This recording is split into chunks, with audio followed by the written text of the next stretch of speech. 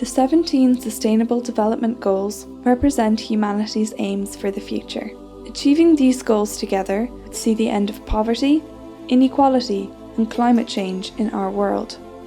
Right now, many of the world's leaders are working together in order to make these goals happen. They are doing so by holding events, raising awareness, running development projects, and making working towards achieving the goals accessible to everyone. One such leader is our own Irish President, Michael D. Higgins.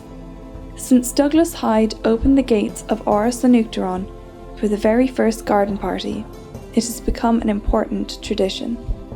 President Higgins continues this tradition today by welcoming thousands of people to the Áras for a series of themed garden parties throughout the summer. Some of these themes include sustainable development, diversity, and multiculturalism. We at the YMCA were privileged to be invited to come to one of these garden parties to document and experience the day. I was asked to come along today to try and move things along as the MC, the Master of Ceremonies, which is a very, very small role in a big deal, because they just need somebody who's not too afraid of a microphone. So it was either you or me. I got the job. Do you think that President Higgins plays a big role in the SDGs and developing them in Ireland? I think President Higgins is among one of the most vocal advocates for organisations that up until now have probably not had a loud enough voice representing them. And any time I've heard President Higgins speak, I think there's a sincerity, an authenticity, and a profound intellectual understanding of what it is these organisations are trying to do and say. And if you could have an advocate for the advocates, President Higgins is the man for the job.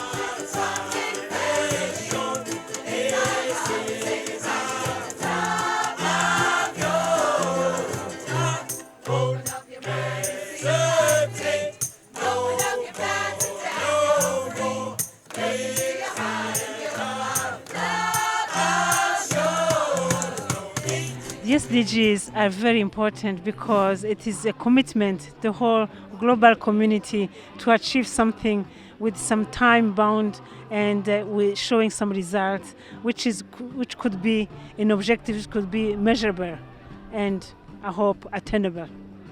Is there any goal in particular that you feel is very important?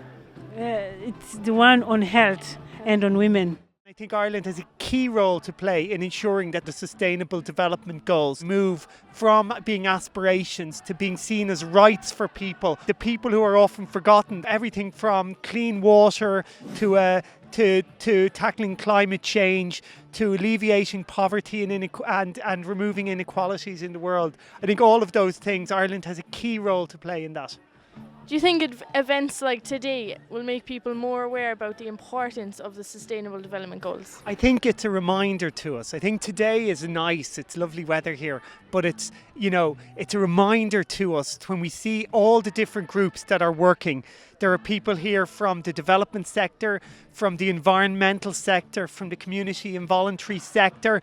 All of us have roles really important, from the youth work sector. All of us have a really important role to play, I think.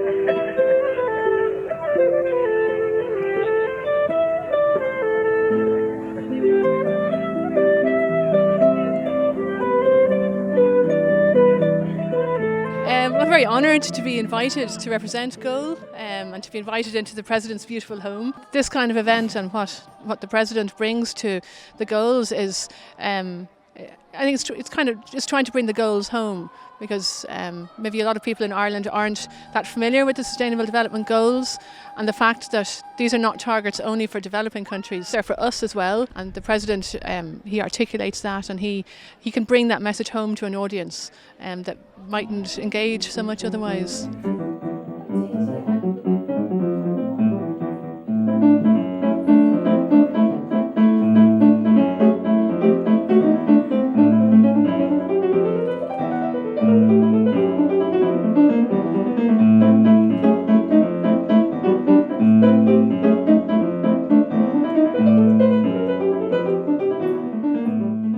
Is there any SDG that's really important to you? I think all of them, it's really hard to choose one, but I think gender equality has to be, up there. And I think it's only when you dig a little deeper into the surface that you find out why it's so important. So I think that's why it's a very important SDG to me. And how about you, Owen? Obviously, all of them are such important goals. I think ending poverty is like such a fundamental problem in society, so that shouldn't dictate like what you can do in life. So for me, that's really important. And do you think that days like today are important? Definitely, I think so, because I think it's really tough when a lot of the activities around the SDGs are volunteering. I think sometimes you just need to meet with other people, know that everyone's putting in the same effort and that you have support as well, that you're not doing it on your own. And I always say, we're like dominoes, young people, that like we're totally inconsequential maybe on our own and we're seen as that, but if we like move together, that we can make this huge chain reaction. And I think today you see like, whoa, yeah, I'm not on my own actually when I'm doing it. I think that's really good. And plus, it's really lovely to get kind of recognised by the President. Yeah, it's good to celebrate. This is a unified policy that is good for the world. So, have a little cheer, celebrate that, and then meet like-minded people and find out what they're doing. I think it's fun. It's a lovely thing today. Who would not like to have a jug of orange in the garden at Áras an Uachtaráin and meet like-minded souls? It's a bunch of very good people attending the house of a very good man and his wife who have kindly decided that everyone needs a good day out, and there's nothing wrong with a good day out. Thanks very much. Now we're going to welcome our host, ladies and gentlemen, President Michael D. Higgins.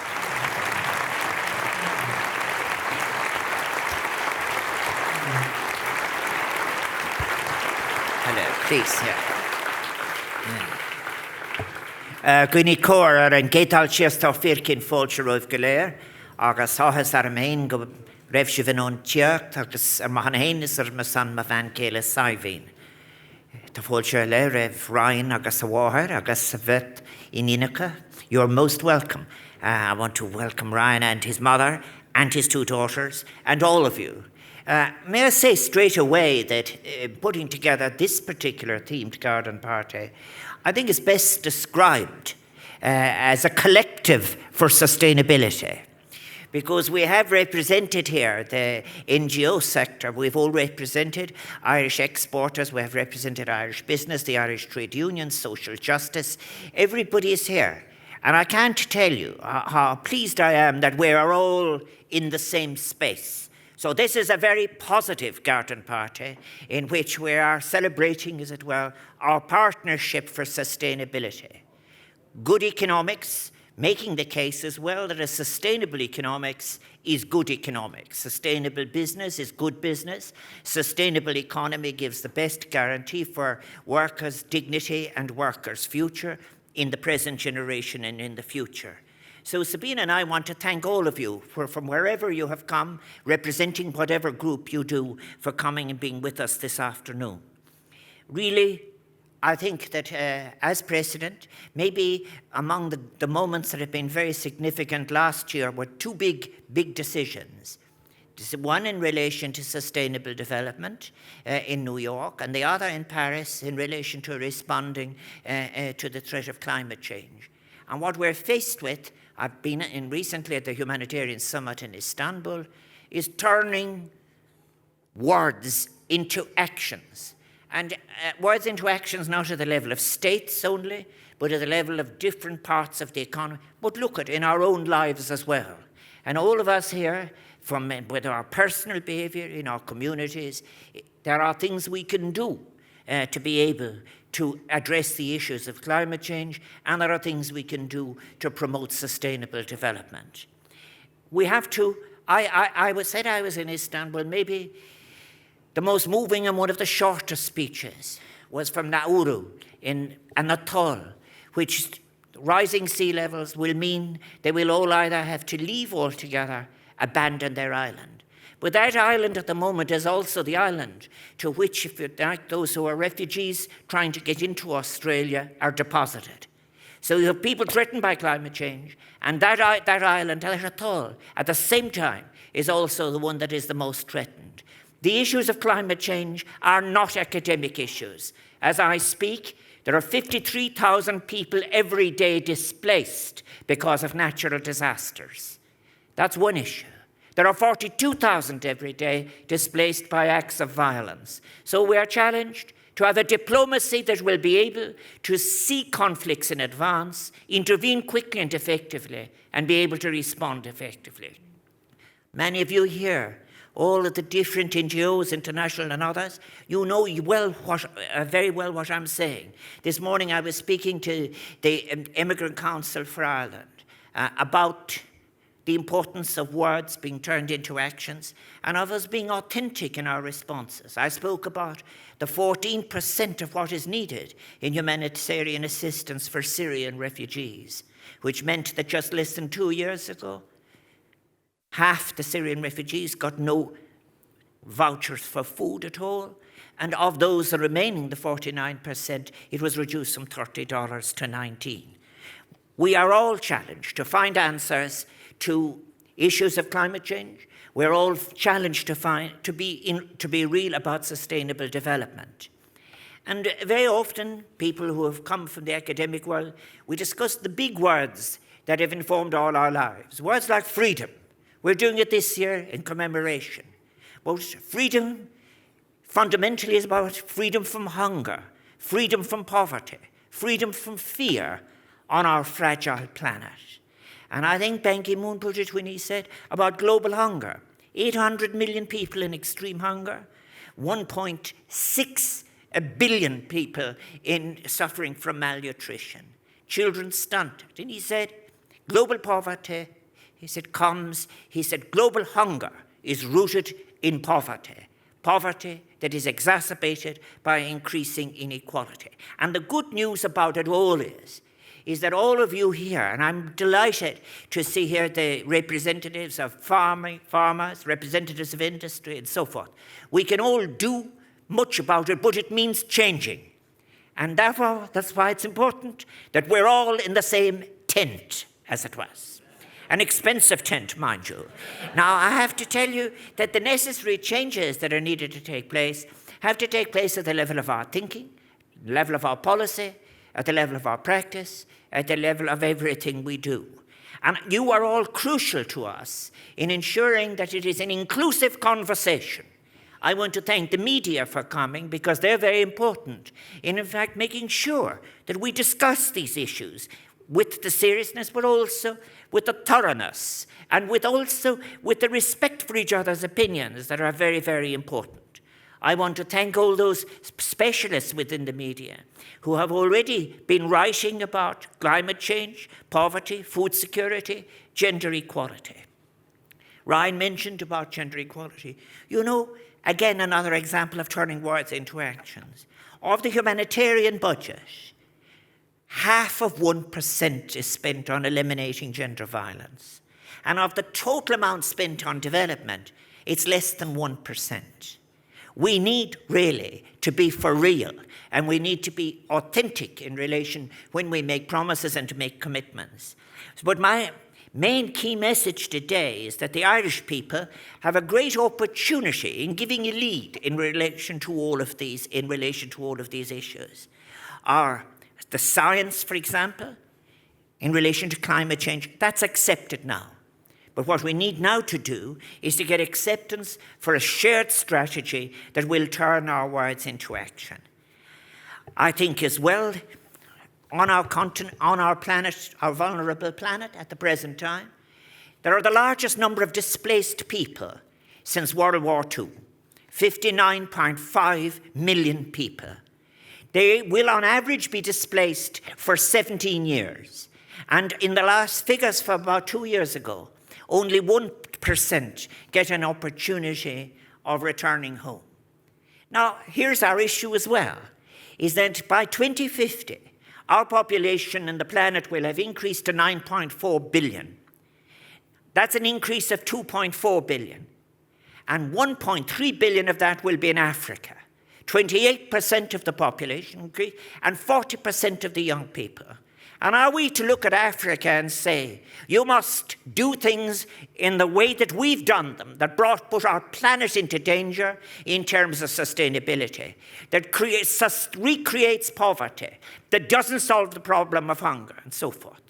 Now, before I go any further, I must say, Ireland has a good reputation.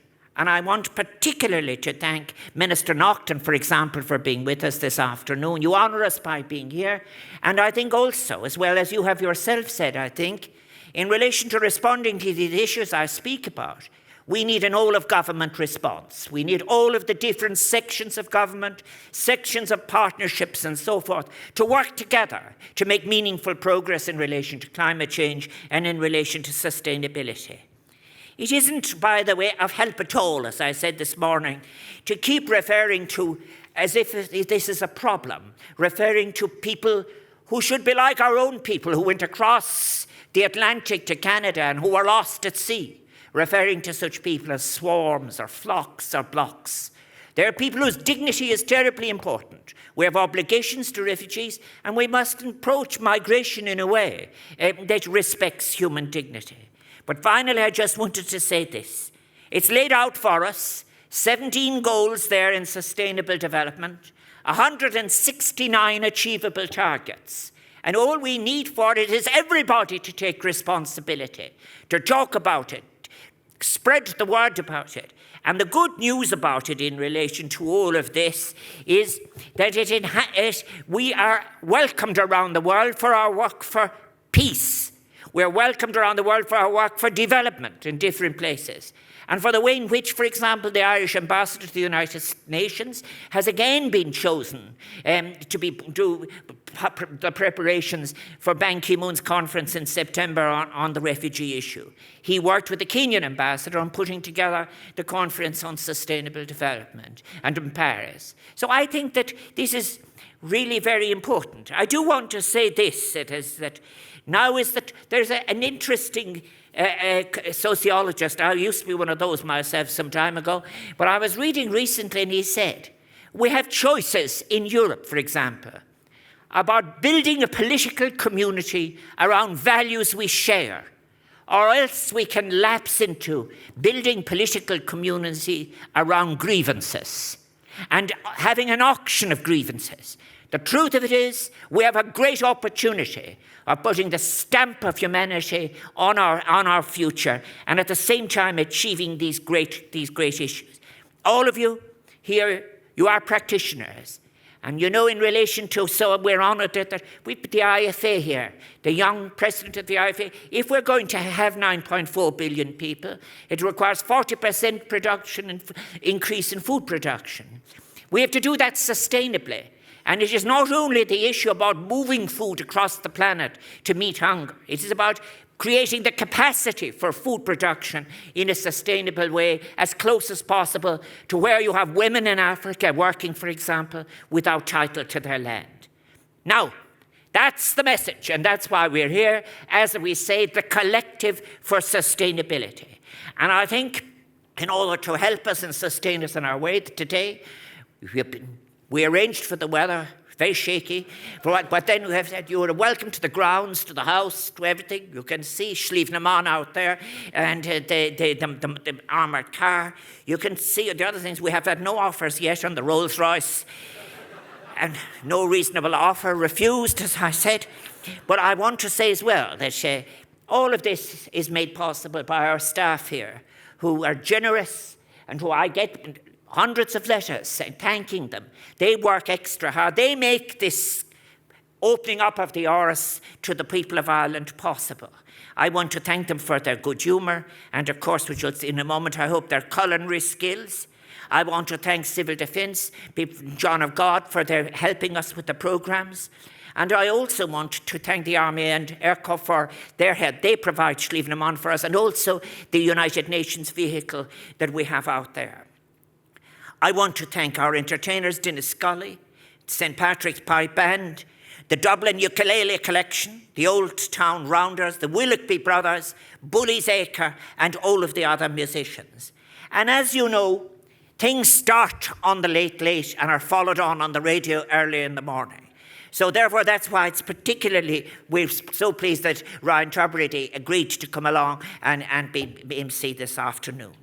So beer or súfnes agus samahan hain agus san ma van kele gam buikas liver fod as tiocht. So may I just ask you all to enjoy the house, enjoy the gardens, and make yourself at home. And before Ryan takes over, Somewhere there is D. There you are there. That man bowing there is the greatest sound expert in the world. And he makes sure that all of this, in fact, works very, very well. So all that it remains for me to say, enjoy the afternoon. Thank you for coming. Keep up your good work. May you be followed by thousands. And let us all work together for a sustainable and fair and just world. Gurmila Mahaki, thank you.